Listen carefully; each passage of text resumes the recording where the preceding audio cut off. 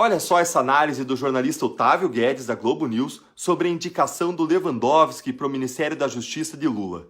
Agora, o Moro, então, a diferença para o Moro e o Lewandowski. Aí o Moro assume um cargo no principal beneficiado pela prisão do Lula, que ele inicia. Então essa já é a diferença total, assim, de coisa. Moro era juiz concursado, com 22 anos de magistratura, sem qualquer tipo de relação política, pessoal ou profissional com Bolsonaro. Ao contrário do Moro, o Lewandowski foi uma indicação política direta do Lula ao STF lá em 2006, justamente em razão das boas relações pessoais entre eles.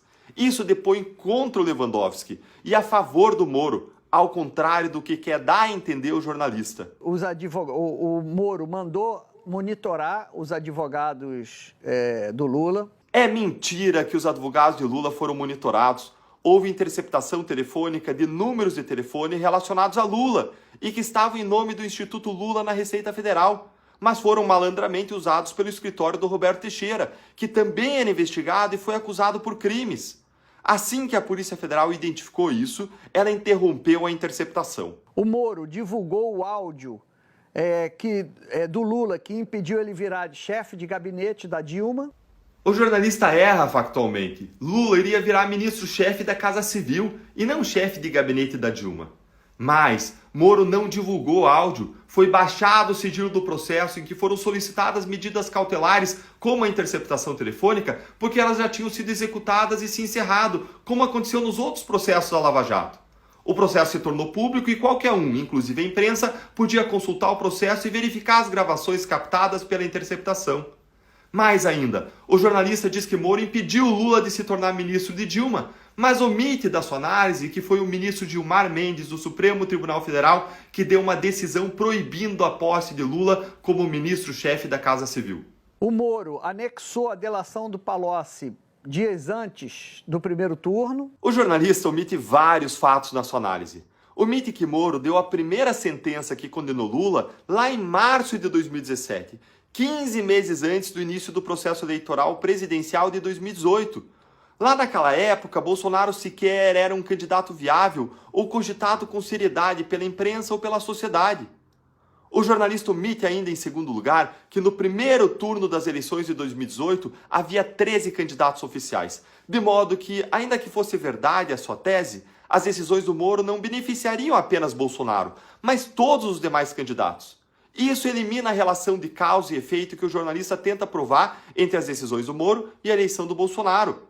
Além disso, em terceiro lugar, o jornalista está desconsiderando todos os outros fatores complexos de uma campanha e corrida eleitoral. E o Moro tomou a decisão que impediu Lula de se candidatar, né, a condenação, e virou ministro de Bolsonaro. A primeira condenação de Lula foi confirmada pelo Tribunal Regional Federal da 4ª Região, que aumentou a pena, e também depois pelo STJ.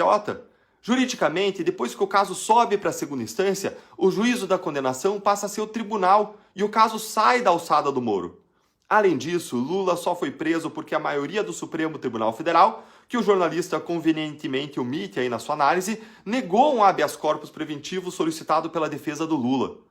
Posteriormente, o Tribunal Regional Federal da 4ª Região deu a ordem de prisão, que foi encaminhada para o Moro apenas para execução, só para cumprimento. Não é só, o Moro foi considerado suspeito porque virou ministro. Não, isso foi um dos argumentos utilizados pelo Zanin. Então ele tem assim, um leque de motivos para ser considerado suspeito. Mais uma vez, mostra que a comparação não é adequada. A comparação entre as situações do Moro e do Lewandowski, então, é mais do que adequada. O caso do Lewandowski, na verdade, é muito pior, já que nos 17 anos em que ele esteve no Supremo Tribunal Federal, ele deu sucessivas decisões que beneficiaram Lula e o PT, desde o Mensalão até a Lava Jato, possibilitando a anulação das condenações do Lula e das provas contra ele, reabilitando os direitos políticos do Lula e abrindo caminho para sua nova candidatura. Negar isso apenas expõe a hipocrisia de tantos que atacaram e criticaram a Lava Jato por anos, não por seus erros, mas pelos acertos da Lava Jato. E hoje tratam com normalidade, sem senso crítico e sem constrangimentos, situações que em qualquer outro governo e não de Lula seriam vistas como absurdas e escandalosas.